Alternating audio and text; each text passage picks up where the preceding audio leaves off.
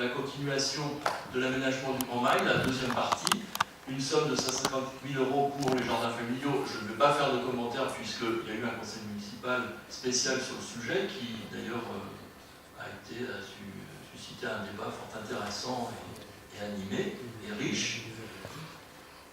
Et nous inscrivons aussi, puisque nous pouvons, du fait du morcellement de l'opération CD13, que nous n'avions pas pu anticiper parce qu'il fallait quand même la position du Conseil général qui est le maître d'ouvrage, nous proposons donc la réalisation et l'étude de la construction, enfin de la transformation d'un terrain de football en terre battue en terrain synthétique, avec des subventions à la clé qui sont importantes et pour lesquelles les dossiers ont été préparés et les délibérations de demande sont présentées dans la suite de ce conseil. Pour le reste, il y a beaucoup d'opérations liées au bâtiment, importantes liées au bâtiment. Et pour ce qui concerne les acquisitions, nous avons répondu à toutes les demandes, en tout cas à toutes les demandes avec la priorité numéro 1 élaborée par les services. Et on avait d'ailleurs réservé une enveloppe un peu supérieure, ça n'a pas été nécessaire de la consommer, donc nous avons transféré le petit surplus dans les travaux, et en particulier dans l'aménagement, enfin la réfection d'un certain nombre de rues, des quartiers Malmedone, Bessilière et Marnière. Alors quand on dit la réfection des rues, c'est souvent la réfection des rues et des trottoirs, et des aménagements qui y sont. Avec si possible un petit peu de couleur, Georges. Voilà ce que je voulais vous indiquer et vous commenter pour ce budget. J'ai rappelé l'ensemble des grosses opérations qui arrivent à échéance, qui sont terminées en 2013 avec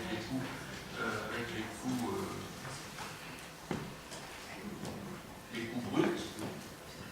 Un petit rappel sur l'encours de la dette au 1er janvier de l'année 2013. Vous voyez qu'il est inférieur à 7 millions.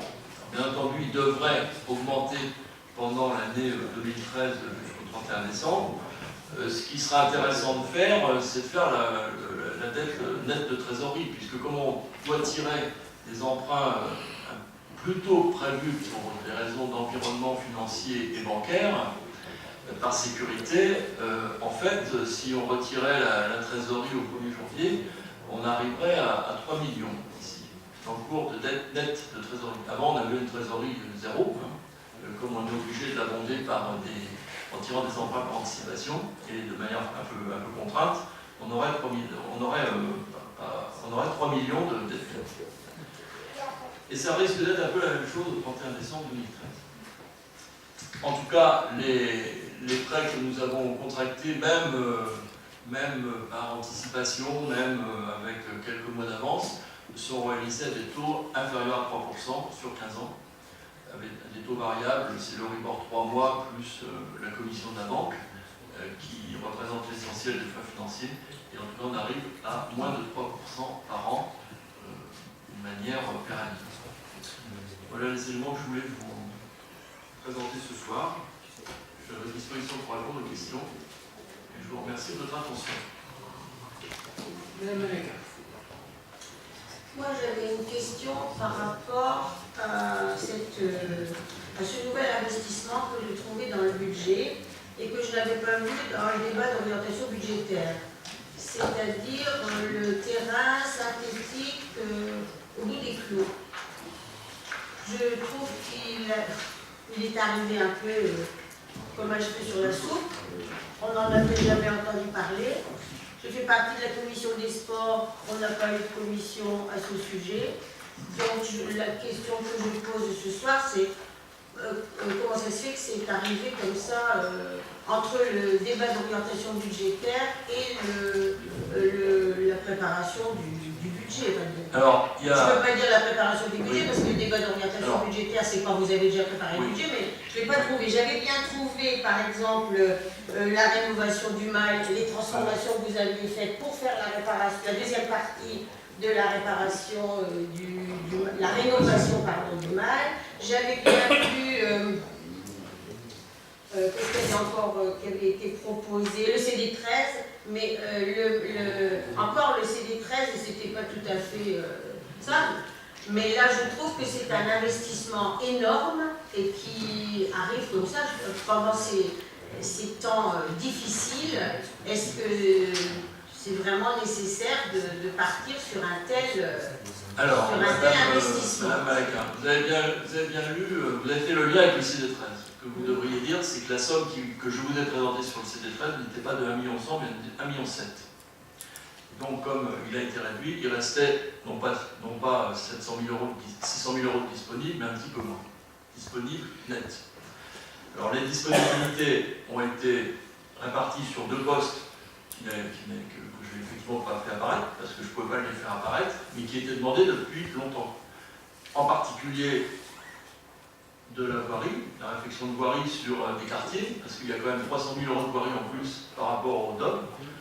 Et à peu près la même somme nette, un petit peu moins nette, parce qu'il y a des subventions qui sont demandées, qui abondent beaucoup, sur ce terrain synthétique qui est demandé depuis un certain nombre d'années. C'est pas parce qu'on n'en parle pas ici et là qu'il n'est pas demandé. Il était toujours en filigrane. Il était toujours en filigrane, c'est le terrain numéro 1, comme je vais en dire un mot, et qui était demandé depuis de nombreuses années. Évidemment, moi je ne peux pas disposer de l'enveloppe du CD13 tant qu'il n'y a pas eu un accord du Conseil général représenté par son président, qui ne l'a pas signifié au maire, puisque c'est lui le maître d'ouvrage. Et que quand on fait une opération comme ça, avec une maîtrise d'ouvrage d'un autre, quand on paye une partie, c'est un fonds de participation, mais qui est en général prélevé au début. Donc on ne peut pas faire l'impasse. Dès lors que l'opération est réduite, cette espèce de participation nette de la commune est réduite d'autant et dégage les sommes que je vous ai dites qui ont été partagées sur ces 2 gros postes. J'entends bien, mais est-ce que vous pensez que c'était le meilleur endroit pour faire de telles dépenses? Il y a quand même sur la commune, moi je m'étonne par exemple que la déléguée au scolaire ne vous ait pas proposé de faire plus d'investissements dans les écoles. Je pense qu'il y a des choses, le budget qui est réservé pour les écoles n'est pas très important, et je pense qu'on aurait pu faire beaucoup d'autres choses. Il y a peut-être, alors vous avez parlé de voirie tout à l'heure, il y a peut-être, alors je ne sais pas si avec ce que vous proposez, vous réussissez à faire toutes les réparations voirie nécessaires, auquel cas je me tais. Si ce n'est le cas, peut-être qu'il aurait été préférable de faire ça. Ce n'est pas que j'ai quelque chose contre le sport, et je me tourne vers la preuve, c'est que je fais partie de la commission des sports, que j'aime les sportifs autant que les cultureux, comme on dit. Alors, mais que, Madame Malaquin, voilà. sur le plan de l'opportunité, chacun évidemment prend position. Sur le plan des finances, ce terrain, c'est pas 700 000 euros qui va coûter la commune, c'est moins de 200 000. Attendez, alors justement, je ne suis pas allée tout à fait jusqu'au bout de ce que je voulais vous dire, parce que on est quand même dans un moment, je n'ose pas dire de disette, mais enfin, on tend le dos. Est-ce que vous êtes sûr, est-ce que vous êtes assuré d'avoir toutes les subventions que vous souhaiteriez avoir? Ce n'est pas du tout sûr. Est-ce que le Conseil général a toujours autant d'argent? Est-ce que le Conseil régional a toujours autant d'argent qu'avant? Moi, c'est ce qui me tracasse quand je vois. Parce que c'est quand même 717 000 euros, si j'ai bien vu. Ouais, alors au maximum, hein, parce que si vous voulez, vous avez raison de dire que ça n'a pas été vu, le dossier technique non plus n'a pas été passé au maître. Hein, donc voilà. Mais enfin, est-ce que tout le monde est. Enfin, moi je ne sais pas, il y a une majorité, est-ce que tout le monde a. Quand on demande des subventions, on n'est jamais sûr de les avoir formellement, mais quand on vous les présente, c'est qu'on a eu des assurances officieuses qu'elles seraient accordées. Donc il y a eu des travaux faits par les services, ce ne sont pas les élus qui les ont faits, ce sont les services, et qui ont inscrit les sommes qu'ils ont obtenues en information de leurs collègues des différents organismes. Et puis ceux qui en bénéficient seront invités aussi, puisqu'il y a des subventions qui viennent de leur fédération, à défendre le dossier pour les obtenir. Il ne faut pas oublier ça non plus. Enfin, c'est une opération, je vous signale, que je me suis opposé pendant un certain nombre d'années, parce que le Jean-Baptiste propriétaire qui a été demandé depuis un certain temps, sauf que ce terrain, il n'est pas praticable, sauf quand il fait très sec, et encore, et qu'en plus, il y a une certaine... on en pense qu'on en veut, hein, mais dans les milieux footballistiques, il y a certains lobbies là, pour ces terrains-là, et qu'il y a des matchs de l'équipe de Morpa qui sont déprogrammés à Morpa pour être programmés à Coignères ou à côté, parce que justement, ils ont un terrain comme ça, donc ça devient un peu difficile. Si ça coûtait 700 000 euros, je ne l'aurais pas présenté parce que ça serait excessif. Dès lors qu'il y a des subventions encore disponibles et accessibles, autant en profiter, parce qu'elles ne dureront pas éternellement. Oui, donc là, on est rentré dans les détails de façon prématurée, dans la mesure où ça fait partie de l'ordre du jour. Mais donc, par contre, moi, c'est plutôt au niveau des principes que je voulais poser la question. Quant à l'utilité, moi aussi, je ferai rappel que Pierre de Guillenel disait que est-il bien utile qu'au sein d'une interco, il y ait plusieurs fois le même équipement? Donc, n'est-il pas possible de voir avec Coignères pour bénéficier en même temps de son équipement quand, bien, je ne sais pas, il y a des situations de gel ou des choses comme ça pour permettre les matchs? Et puis, est-ce que c'est possible ou est-ce que ça a déjà étudié ou évoqué? Alors, premièrement, on n'est pas en interco jusqu'à preuve du contraire. Oui, non, mais enfin, on est en voie peut-être de l'être. Oui, enfin, je ne sais pas. Je crois que faudrait qu'on se réunisse dans une chapelle et qu'il y ait des fumées de différentes couleurs. Pour le moment, on est une commune célibataire. Deuxièmement, Coignères a 2 terrains, je crois. Ils ont des terrains synthétiques qui sont obligés de refaire, d'ailleurs, parce que les 2 précédents, le système n'était pas tout à fait au point, ils ont oublié prématurément. Et donc, là, c'est difficile. Chaque fois qu'il y a des problèmes d'intercommunalité sur des gros clubs, il y a des problèmes internes. Avec le principe d'intercommunalité, le rugby a pratiquement disparu à Maurepas. Il a fallu pousser un grand coup de gueule pour que les petits reviennent. Maurepas, c'était très sympa pour les matchs des seniors, c'était très sympa pour la 3e mi-temps, parce qu'il y a un petit chalet, mais les jeunes, ils avaient disparu. Donc, si on veut garder des activités jeunes, c'est-à-dire que les jeunes, ils ont disparu à l'arrière, ils ont tout simplement disparu des effectifs. Maurepas, les effectifs rugby, c'est pas terrible. Donc, on a un gros club de foot pour lequel, depuis des années, on fait des efforts particuliers. Ça procède à un choix politique, car les incidences ne sont pas des incidences sportives. On ne veut pas qu'ils aillent en National 3, ni en autre chose. C'est tout simplement qu'il faut aussi une animation de qualité qui prenne en charge un certain nombre de gamins pour qui le foot est quand même la première destination en général. Donc, vous savez que je ne suis pas par exemple du foot, donc je ne participe pas au lobby, mais je reconnais qu'il participe. Le foot ne m'intéresse pas, je vous le dis tout de suite, ce qui m'intéresse, c'est le boulot social dans la commune, le boulot d'animation. Et c'est vrai que ceux qui sont pénalisés, c'est les petits, puisque c'est les petits en général, les jeunes, les plus jeunes qui jouent sur ces terrains, puisque les autres terrains en herbe et tout ça, d'ailleurs, ne sont pas jouables toute l'année, puisqu'il pleut, il fait ceci, cela.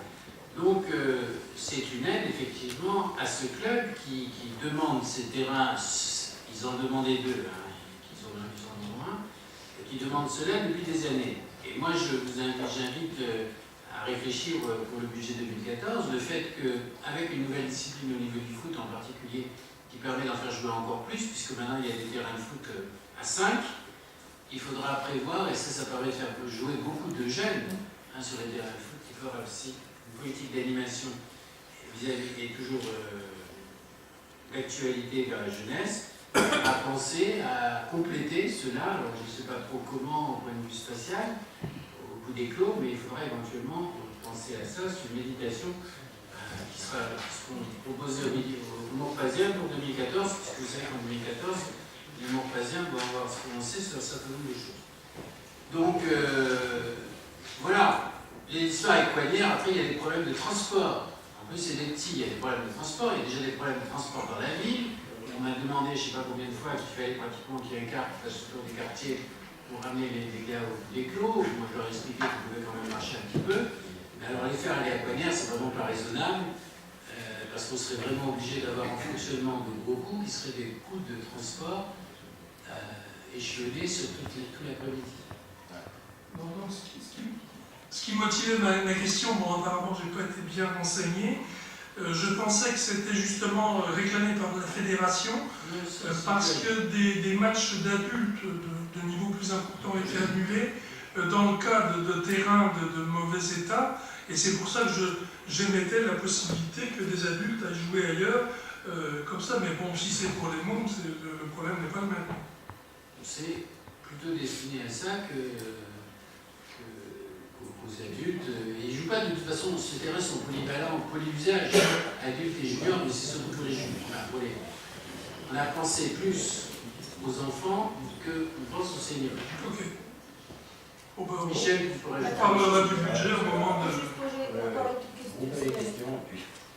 Je voulais savoir, alors, puisqu'on parle d'un nouveau terrain, enfin, en quelque sorte. Non, c'est un terrain qui remplace Un terrain, oui, enfin, on refait complètement, etc. Qu'en est-il de l'état de nos gymnases? Parce que moi, j'avais cru comprendre que les gymnases n'étaient pas en très bon état, en particulier ceux... Ah bah, écoutez, je pose des questions. Je vous ai déjà dit, monsieur le maire, c'est ici que nous pouvons poser des questions, parce que nous n'avons pas d'autres informations. J'avais entendu que le gymnase des Bessières était en très mauvais état, qu'il fallait le fermer pour en refaire, je ne sais plus, pour refaire, je ne sais plus quoi, enfin bon. Est-ce que ce gymnase est réparé? Est-ce que tout est aux normes? Et est-ce que justement on peut commencer à faire d'autres travaux dans le sport, dans les installations sportives? Il me semblait que le stade du Bout des Clos était l'une des installations sportives les plus correctes de notre ville. Voilà. Bon, le terme de correct est un peu exagéré, mais Michel, tu peux répondre. Oui. J'ai essayé de recenser les questions. Alors, sur la question, je commence par la question dans l'ordre chronologique. Christian, sur l'économie de moyens réalisés par l'intercommunauté, il n'y en a pas une de possible. Mais sur notre canton, toutes les infrastructures sportives tournent de 8h30 pour les scolaires à 23h pour les associatifs. Et ça, qu'on soit à Elancourt, à La Verrière, à Pognières ou à Morpas, c'est pareil, et au-delà, c'est égal. Donc il n'y a pas d'économie de moyens. Et on ne réussit pas à décongestionner, on refoule des gens qui veulent créer de nouvelles disciplines. Il y a des disciplines un peu curieuses, mais on ne peut pas les accepter, on n'a pas d'espace de libre, et ça se passe de la même manière à Cognac et chez nous. Donc là-dessus, c'est pas de la terre battue, c'est un stabilisé. Pour être précis, un stabilisé, c'est du sable griffé, et le terrain, donc c'est un terrain à la place d'un autre, on installe un synthétique sur un stabilisé qui était totalement hors norme. Ça nous aurait coûté 60 000 € de le remettre en griffant et en remettant les drainages. Mais ce qu'il faut savoir, c'est qu'un stabilisé, même s'il permet la pratique du football très fréquemment, lorsqu'il y a du gel, c'est interdit. C'est une vraie chape de béton, un stabilisé. Le synthétique a plus de tolérance sur les conditions climatiques.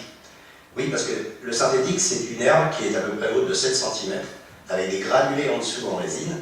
Ça nécessite un entretien, c'est pas sans entretien synthétique. Le coût de l'opération, il a été fixé effectivement sur une enveloppe pas réellement confortable mais réaliste de 700 000 €. Effectivement, c'est une translation budgétaire comme l'a présenté Michel Chapa. C'est en fin de compte, l'essentiel provient d'une diminution de l'enveloppe CD13 qui a glissé sur cette opération.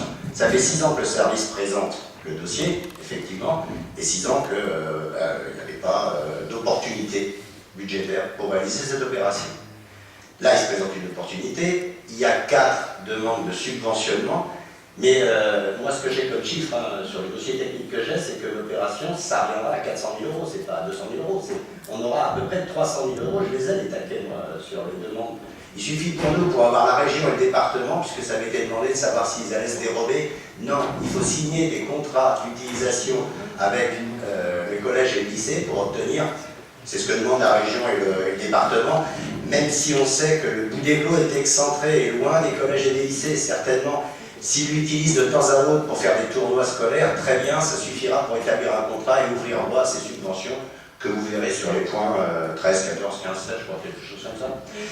Voilà, et pour les baissières, donc sur nos équipements sportifs, les baissières, on a commencé la réfection des baissières d'abord parce qu'il y a eu, du côté des riverains des baissières, une demande d'isolation phonique. On a procédé à cette isolation phonique sur 2 tiers du gymnase, qui donne une réelle satisfaction aux riverains, qui a été vérifiée par un cabinet pour savoir où on en était des DBA, et on termine cette isolation phonique sur ce budget-là. Il y a 30 000 € qui ont été budgétés sur l'opération d'isolation des vestiaires. Il faut savoir que l'isolation phonique participe de l'isolation thermique au passage. Pas dans des grandes proportions, parce qu'on n'a pas, évidemment, ça passe par le haut. Les vestiaires, pour ceux qui connaissent, les murs maintenant sont isolés jusqu'à l'étage. Il y a la grande salle de handball. Mais évidemment, il y a une déperdition terrible, mais on est sur des structures qui ont été faites à l'époque de la ville nouvelle, et il n'y avait absolument pas d'exigence sur la qualité environnementale, les normes que nous connaissons aujourd'hui, il n'y avait rien là-dessus. Et les vestiaires, faites-y un tour, et vous verrez que la chape a été refaite, la résine a été reposée, l'isolation phonique et donc semi-thermique a été installée. C'est un gymnase qui tourne à 100%, et qui va tourner encore des années à 100%. L'équipement sportif qui peut faire peur à tout le monde, ça n'est pas les gymnases. Le César a été refait il y a peu de temps. Malbodon n'est pas si vieux que ça, et en plus, ça avait été ouvert en 99 comme une boîte de conserve, ça a été repris. Si vous prenez les vestiaires, on vient d'en parler, le coup d'éclos, on vient de le présenter, c'est le centre nautique. D'accord? Le gymnase du Bois, tiens, il est dans une structure qui date aussi de la ville nouvelle, hein, qui faisait partie de ces CIVOM, mais c'est une structure qui tient et qui est constamment entretenue. Non, le danger, et ça, le maire en a souvent parlé, c'est le centre nautique. C'est une opération là qu'on chiffre en dizaines de millions l'opération. On a encore, parce que ce centre nautique il a un âge qui fait qu'on a des jonctions entre PVC et fonte sur les grosses canalisations en dessous. Il faut le savoir. Donc on en est là, c'est celui-là qui représente un réel danger. Le centre nautique, il ne faut pas vous affoler, c'est 25 millions, hein, si ça fait. Et tant que ça dure, ça dure. Après, il faudra trouver l'argent, donc je ne sais pas comment.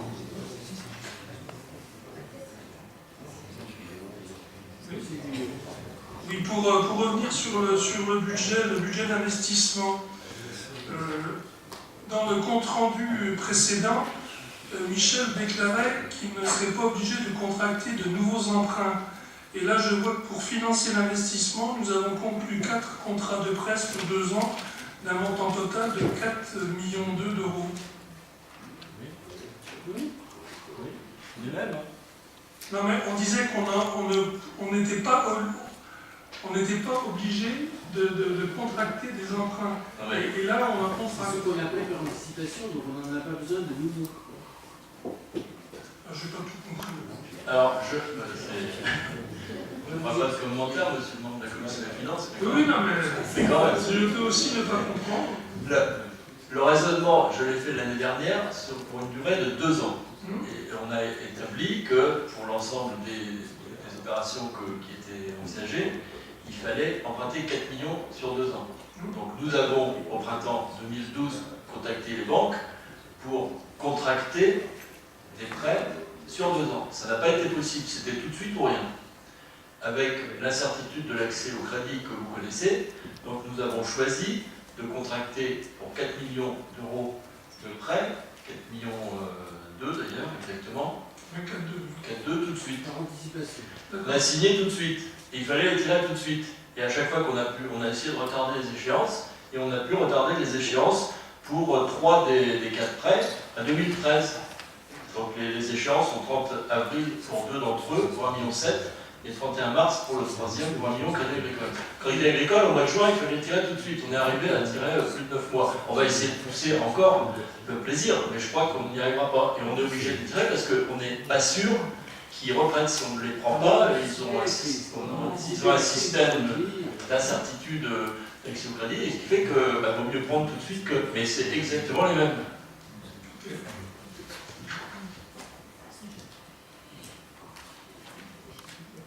D'autres questions, M. Saint-Euphorie?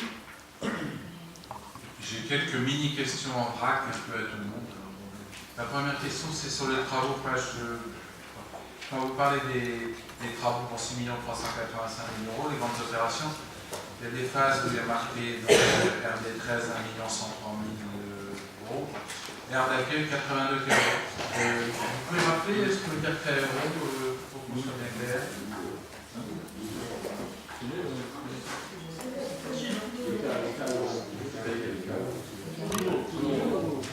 Pardon? Kilo. Oui, mais donc, kilo, ça fait donc 82 000. Alors, ma question, c'est pourquoi dans un endroit vous mettez K euros et l'autre vous mettez en tout compte. Il y a une raison particulière ou pas? Par facilité.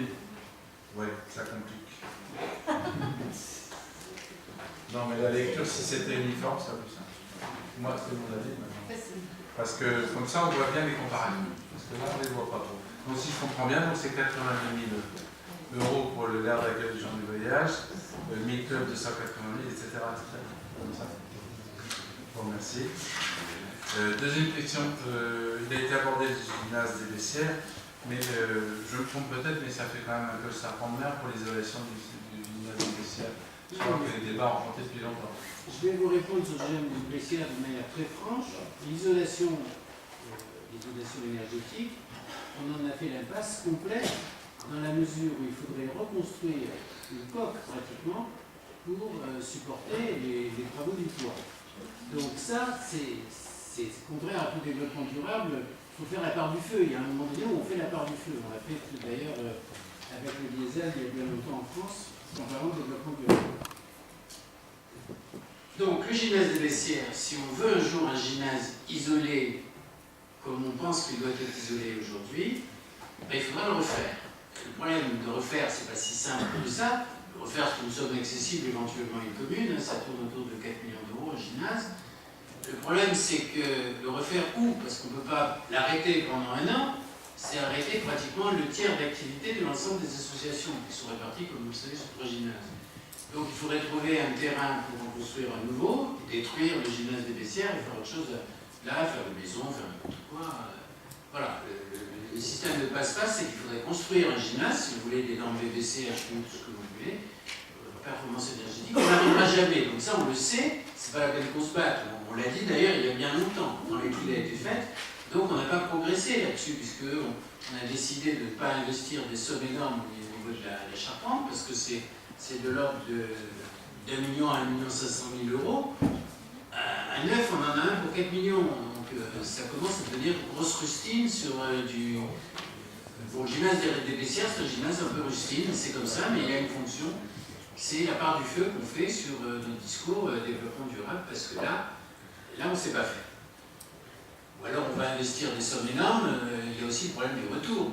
On va économiser quoi en investissant 1 500 000 le calcul, on l'a fait, il n'est pas raisonnable. Le retour sera dans 50 ans, et dans 50 ans, le gymnase des Bessières, il faudra le changer. Avant d'ailleurs, je pense. Je pense que dans les 10 années qui viennent, il faudra en refaire un autre à la place du gymnase des Bessières. Et ces gymnases ont une vie finie, hein. Ils arrivent tous les uns et les autres en vieillissement, en dehors de Malmedon qui a été reconstruit pour moitié. Et la salle de basket, la nouvelle salle de basket qui est de l'ancien système a été complètement réhabilitée. Tous les autres sont en amortissement et devront un jour être refaits plutôt que rafistolés. Pour le moment, ça fonctionne. Le système de flot. Alors justement, c'est un peu le seul endroit où on peut aborder ça, Mme Américain disait tout à l'heure, je m'adresse aussi un peu à Michel. Michel a parlé de 30 euros, c'est ça, de complément d'isolation phonique. Phonique, oui. 30 euros. Phonique, oui. Phonique, isolation phonique, bien entendu. Pour compléter ce qui restait à faire. Oui. Le tiers. Donc c'est-à-dire que c'est le tiers, c'est-à-dire que c'est 90 000 euros pour l'isolation phonique. Phonique participe à une isolation thermique partielle. J'ai bien compris. Donc, je crois avoir compris. Donc, ce qui veut dire que ça a un certain coût, hein, l'isolation phonique, et même l'entretien courant a un certain coût. Et je me demande quel raisonnement il serait utile d'appliquer pour essayer de déterminer à quel moment il faut arrêter de faire des dépenses de fonctionnement, d'entretien, d'isolation phonique, et en se disant à quel moment ça vaut le coup plutôt de refaire. Alors, ma question, c'est est-ce qu'il existe un document communal où il y a une sorte d'audit des différents bâtiments avec, vous avez évoqué leur durée de vie, leur durée probable de vie, ça peut être un élément de réflexion un petit peu intéressant, surtout dans le cadre d'une intercommunalité, pour savoir où on en est, qu'est-ce qu'on risque d'avoir comme gros travaux à faire, parce que c'est des informations qui intéressent tout le monde. Alors vous avez évoqué la piscine, on en avait parlé l'autre fois, les 25 millions d'euros. Vous avez évoqué les Bessières, 4,5 millions d'euros, si j'ai bien compris. C'est le coût de moyenne gymnase, c'est 4 ou 6. Oui, d'accord. Donc, c'est vrai que ce serait utile à tout le monde dans la réflexion, pas qu'à vous, mais à nous aussi, de savoir un peu où on en est de nos bâtiments, ceux qui sont rustinables, si je comprends bien, ceux qui doivent être rasés, ceux qui valent le coup d'être mis dans une balance, une future corbeille de mariée, si un jour il y a un mariage, parce que vous parlez de célibataire. Je vais vous donner les chiffres, vous allez voir que les fonctionnements des Bessières par rapport aux autres ne sont pas catastrophiques, puisque la dépense pour Malmedon, qui est beaucoup plus grand, il faut Après, il faudra faire un ratio éventuellement au mètre carré. Le coût du gymnase Malmedon en dépenses de fonctionnement, c'est 196 524 € par an. Le gymnase des Bessières, c'est 146 000, le gymnase du Bois, c'est 121 064. 121 000 €. Donc vous voyez, tout se tient à proportion à surface égale. C'est-à-dire que le gymnase des Bessières, il a un surcoût énergétique réel, mais qui n'est pas catastrophique si vous comparez à des structures qui sont des structures mieux isolées comme Malmedon. Après, il faudra faire le choix, parce que là, on parle de structure. Après, maintenant, il va y avoir un problème de structure. Un jour ou l'autre, le vieillissement de la structure, il faudra la remplacer. La remplacer, c'est construire un autre gymnase. On ne remplace pas des poutres. Pour refaire le toit, il faut refaire un autre gymnase. Là, c'est pour les années qui viennent.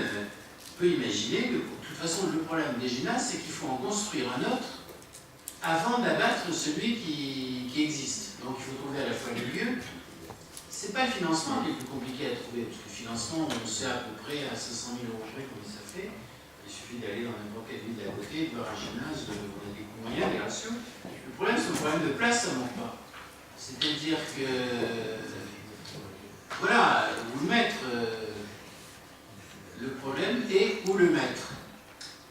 Et en sachant qu'au Bessières, on ne peut pas le mettre à côté, parce que si on le met à côté, on supprime la cour de l'école et on perturbe complètement le fonctionnement du quartier. Vas-y, Michel. Dernière chose sur le gymnase des Bessières, donc la structure ne peut pas supporter une isolation du plafond, c'est ce que vient de dire le maire. Et puis, vous m'avez demandé aussi pourquoi je n'avais pas réuni la commission concernée autour d'une opération comme le synthétique. Ben, simplement parce que le synthétique, c'était une très bonne nouvelle pour moi, mais ça m'est arrivé dernièrement. J'ai été surpris agréablement, et comme on est en période pascale, j'ai mis ça sur le compte des cloches. Voilà, je terminerai là-dessus. C'est l'influence du nouveau pape, ça. Oui. Monsieur Saint-Defory.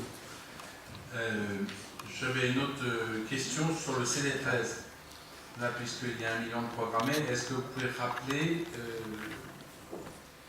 qu'est-ce que vous entendez dans l'opération CD13? Alors, entre le rond-point que je qualifierais de Genièse, parce que je ne sais pas comment il s'appelle, entre Genièse et les pompiers, c'est-à-dire que toute cette section-là, c'est la section à 4 voies. Donc il est question de faire une opération analogue à l'opération Boulevard de la Loire, de façon à premièrement réguler la vitesse, ce qui diminue, comme vous le savez, la pollution. La démonstration vous est faite par le maire de Paris, donc je ne veux pas le plagier. Et d'autre part, ça permettra aussi de diminuer le bruit, quoique cette zone-là ne soit pas en zone classée par le département comme une zone de bruit importante. Et c'est encore possible. Pourquoi? Parce que le flux sur le CD13 permet la réduction et la fluidification du trafic. Si on avait un trafic beaucoup plus important, on aurait des problèmes pour le réduire, et là on serait dans d'autres structures type anti-bruit. Donc avec cela, un nouveau revêtement qui est pris en charge par le Conseil général. Le CD13, c'est une opération complexe qui se résume à des histoires de conventions croisées.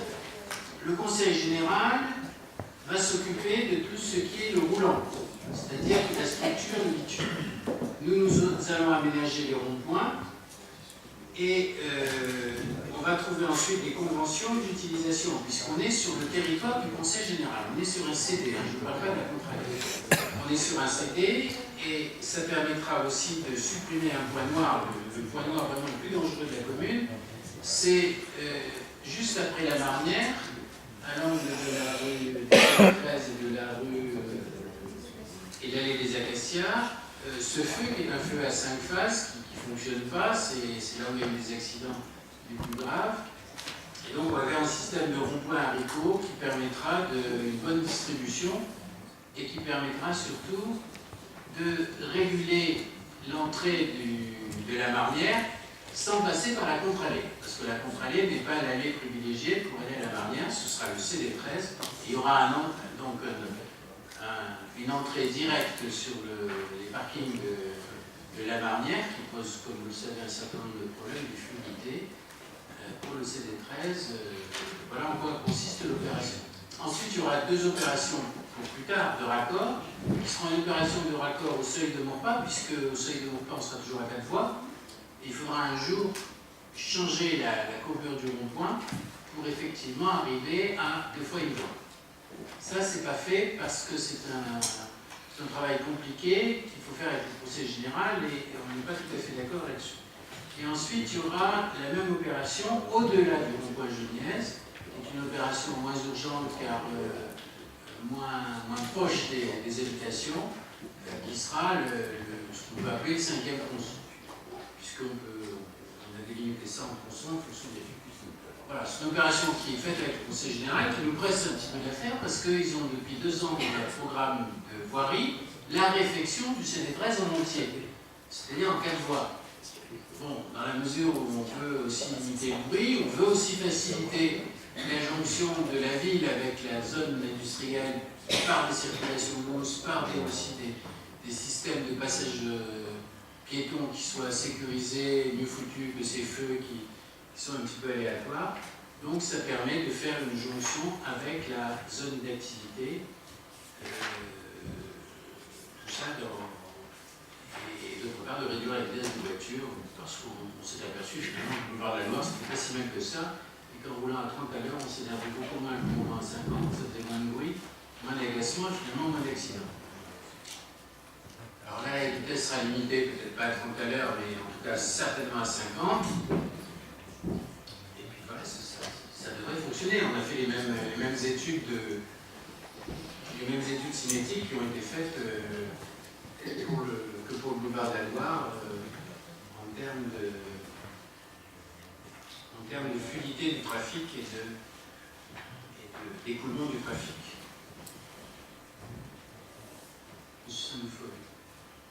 Par rapport au croisement national 10, c'est un autre C'est débat. autre chose, oui.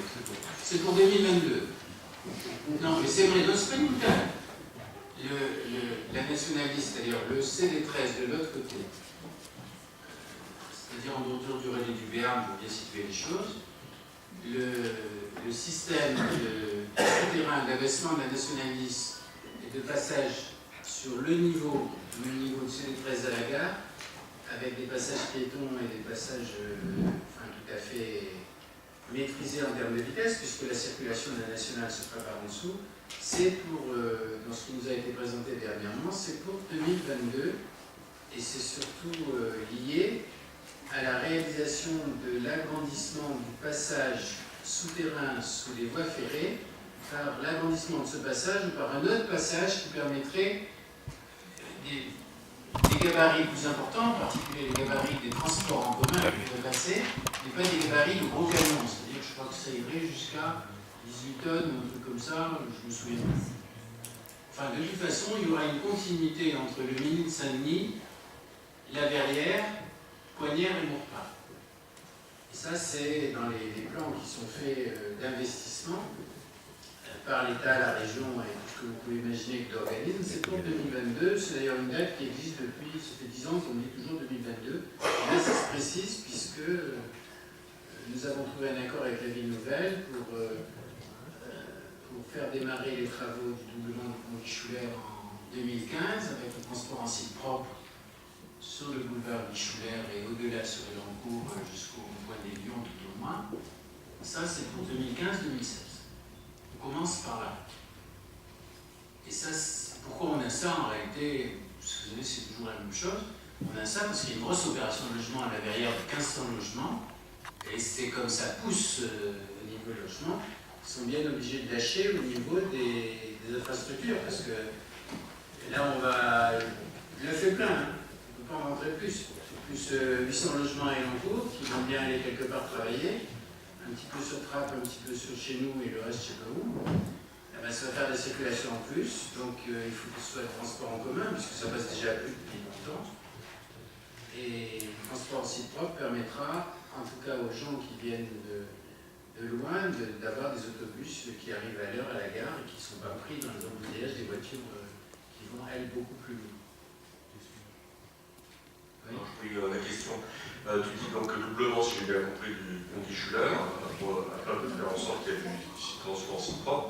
Est-ce qu'il y a aussi le fait de faire un souterrain pour les voitures de Monaca, parce que s'il n'y a pas de souterrain, si c'est pas réglé, l'industrie Non, n'est non, pas c'est- plus vite que la petite. C'est pas comme ça que ça va se passer. Ils ont trouvé un autre système.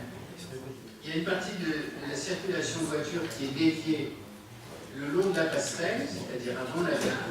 Avant la gare, qui permettra une entrée du parking différente. Et à ce moment-là, on aura juste les bus qui seront prioritaires par rapport aux piétons.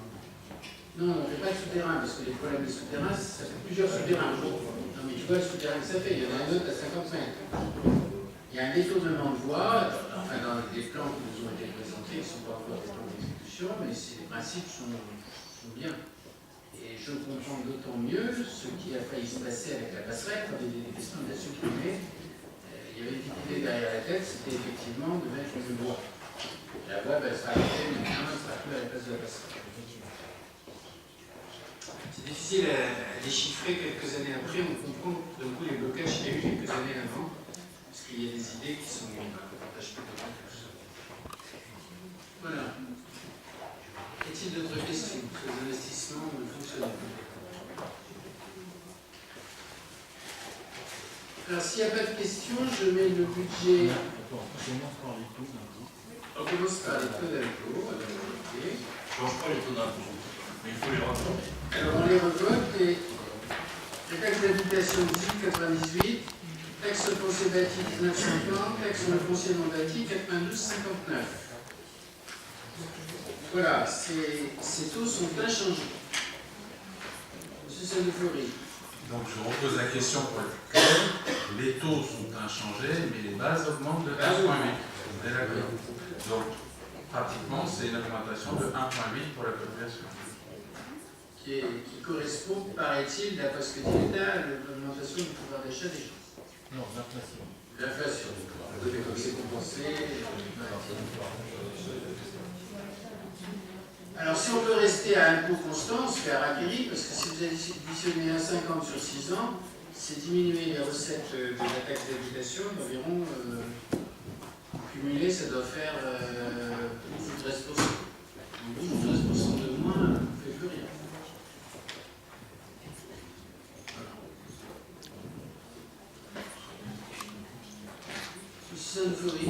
Ce sera l'explication de vote pour les bon, alors, explications des votes.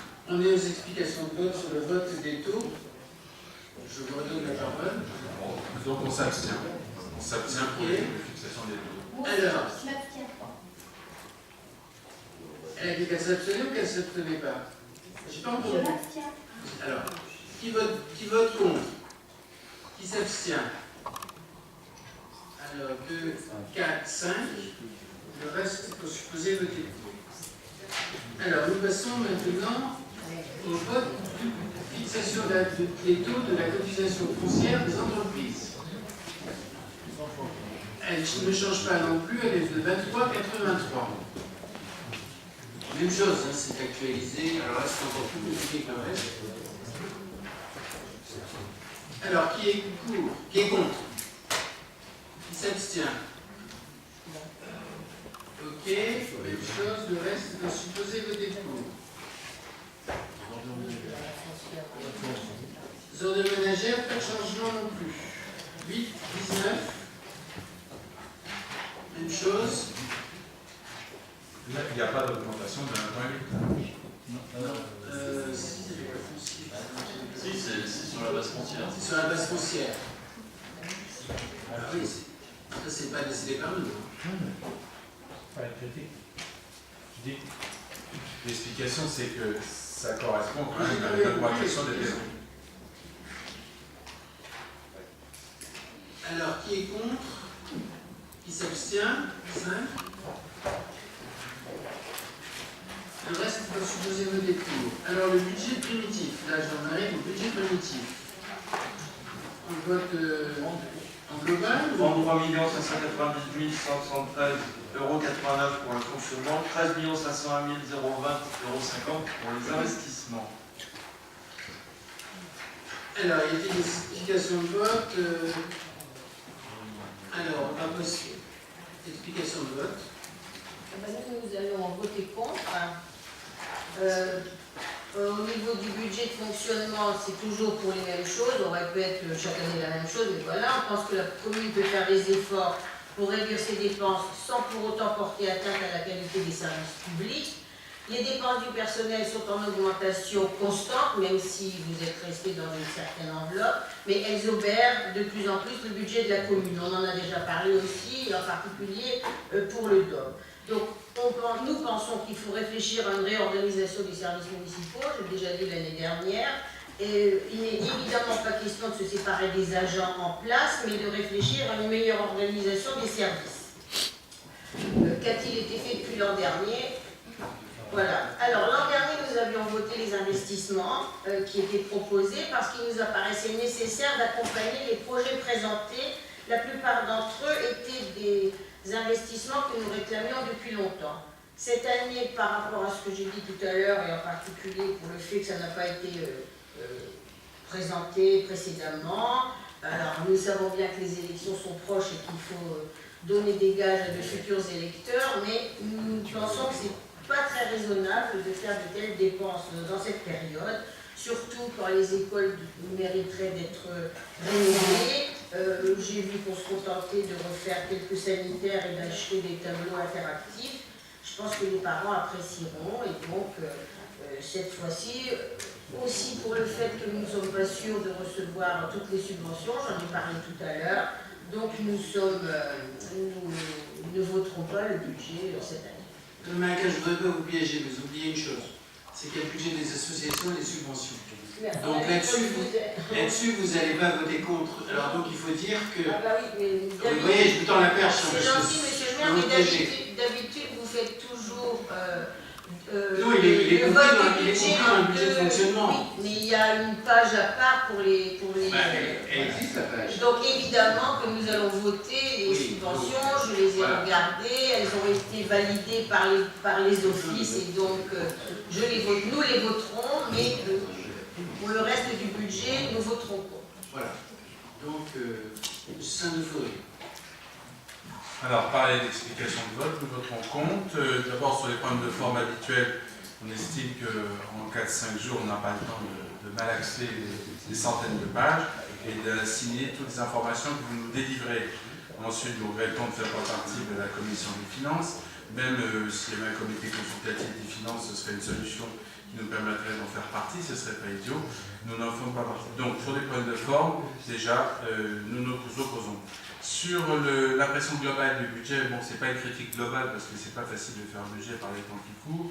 Il y a d'une part, on a vu l'augmentation des recettes parce que c'est quand même une augmentation de 1,8 pour la population qui se fiche royalement de savoir si c'est lié à l'augmentation des points ou des taxes ou l'augmentation de la base. Au total, on voit qu'ils payent un peu plus et que c'est vraiment difficile pour beaucoup de gens.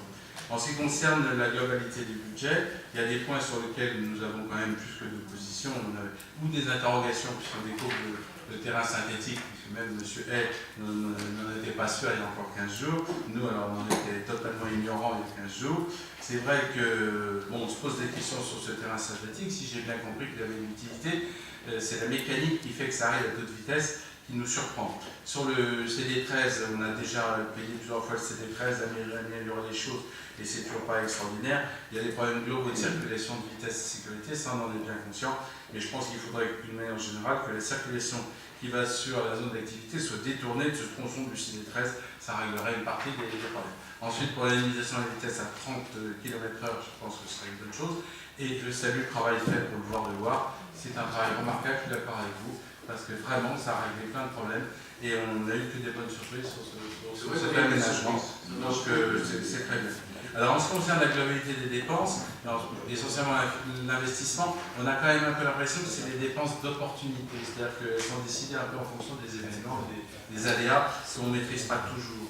Et c'est vrai qu'on a l'impression que ça manque de phasage et manque de lisibilité. Et c'est pour ça que mon idée d'audit, pour savoir un peu l'état des lieux, ce serait quand même pas mal et ça pourrait servir à tout le monde. Donc je pense qu'on n'a pas tous ces éléments-là. Ensuite, un dernier petit point, un coup de griffe, mais quand on parle de ce qui reste à payer pour la population, et je reviens au terrain, je ne critique pas le fond parce que je ne suis pas compétent pour savoir si tu ou pas, c'est quand même des sommes à 770 000 € ou 717 000 €. Alors, il reste pour la collectivité locale 400 000 euros ou 200 000 euros selon Michel Chapa, mais pour l'ensemble de la population, que ce soit l'adhérent du conseil régional, l'adhérent du conseil général ou l'adhérent de la commune, bon, le citoyen, pardon, au total il paye. Donc c'est quand même, il faut quand même essayer de faire des économies et de voir un peu juste, et essayer de phaser un peu les choses de manière à avoir vraiment des dépenses indispensables et qu'on ait une phase où l'économie devrait être quand même notre phare.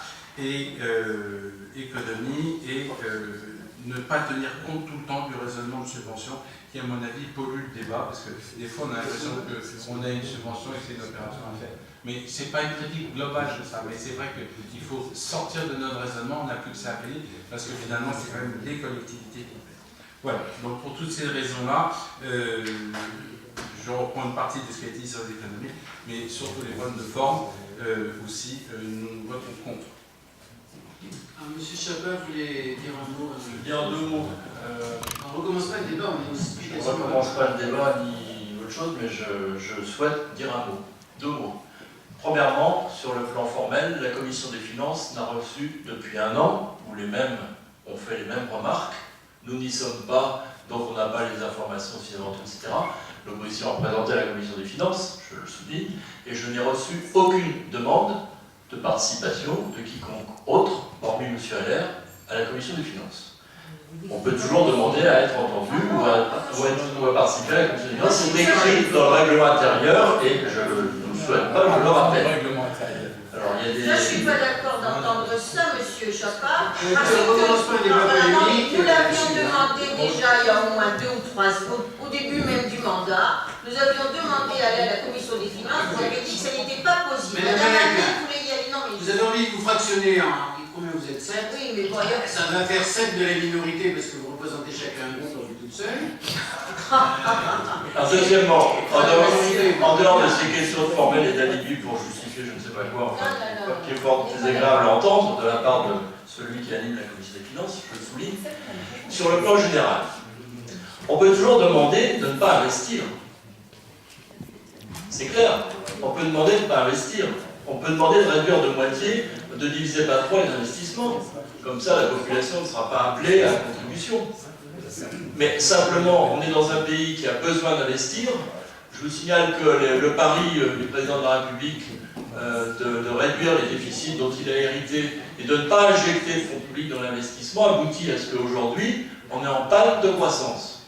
Les collectivités locales atténuent le choc, atténuent l'insuffisance. Il faudra savoir ce qu'on veut. Donc là, je m'adresse à mes collègues de l'opposition qui font de la politique pour les appeler à un peu de cohérence. C'était une explication de vote, c'était pas un débat. Oui. Alors, sur les explications de vote, puisqu'on a abordé, et je vais vous dire pourquoi je vais détourner le budget que je présente, en sachant que sur les subventions, je vais m'abstenir sur une association. Et je vous dirai pourquoi. Quand nous sommes arrivés à la direction de cette mairie en 90, il y avait 312 employés titulaires. Il y en a aujourd'hui 391. Alors vous allez savoir pourquoi, parce que c'est tout simplement l'illustration d'une politique que nous avons choisie en toute connaissance de cause. Les effectifs du CTM ont diminué, contrairement à ce que certains nomment de propos. Il y avait 62 agents en 90, il n'y en a plus que 51. Par contre, la jeunesse, il y avait un agent en 90, il y en a 18 aujourd'hui. Le CLM, il y en avait 39, il y en a 61. Le CLP est resté à 25. Les crèches, nous avons ouvert à la fin une crèche en dur à Dolto, il y a 56 personnes. Et la médiathèque, nous sommes passés de 5 agents à 8 agents. Le conservatoire, nous sommes passés de 25 professeurs à 31 professeurs. Donc vous voyez toutes ces augmentations de personnel. Nous avons oublié, c'est vrai, d'augmenter de 20 agents la police municipale parce que nous n'avons pas voulu imiter nos voisins. Donc nous avons mis le paquet dans certains secteurs, et c'est toujours les mêmes. C'est jeunesse et petite enfance. C'est ce qu'on avait dit dès le début, on a continué. Et je vous signale que pratiquement toutes ces augmentations, tout le monde les a votées. Car personne ne s'est opposé à ce qu'on ouvre une crèche, la deuxième crèche qui s'appelait la crèche de l'auto. Personne ne s'est opposé à ce qu'on ouvre une micro-crèche. Personne ne s'est opposé à ce qu'on fasse mieux à une médiathèque, et tout le monde nous a demandé de faire mieux au conservatoire. Donc nous sommes tous co-responsables de cela. C'est pas pour me dédouaner, moi j'en suis fier. Après, quand vous dites vous faites n'importe quoi, et ceci, cela, il faut des audits, et ceci, cela, toutes les augmentations personnelles, vous les avez votées, ont été votées à l'unanimité. Les diminutions d'effectifs, je vous les donne, et nous avons tordu le cou un petit peu au CPM parce qu'on a optimisé un certain nombre de choses. Donc voilà comment les choses se sont passées.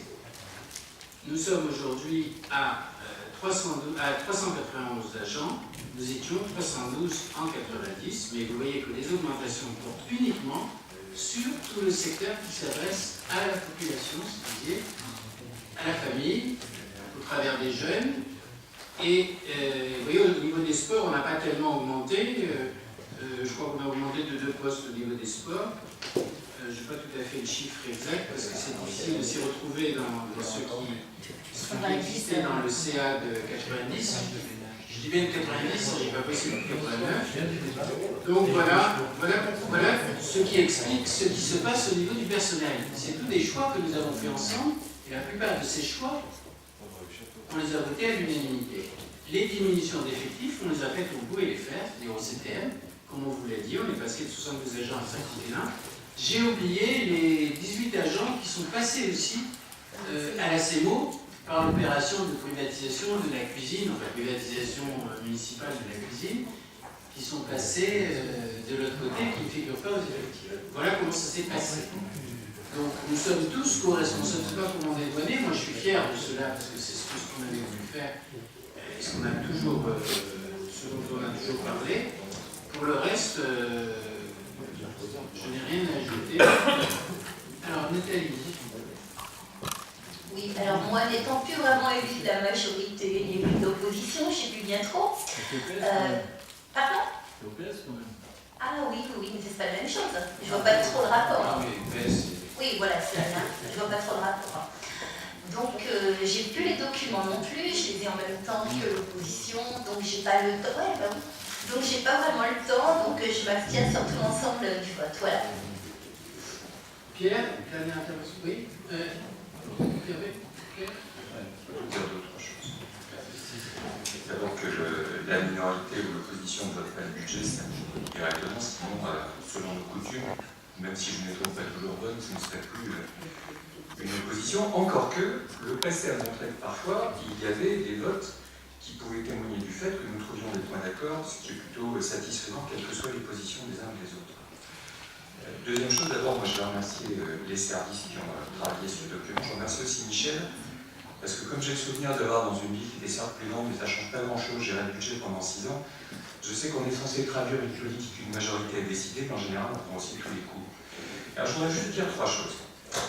J'imagine que comme un certain nombre, je dois pas être le seul à avoir fait ça, j'ai essayé de prendre des points de comparaison.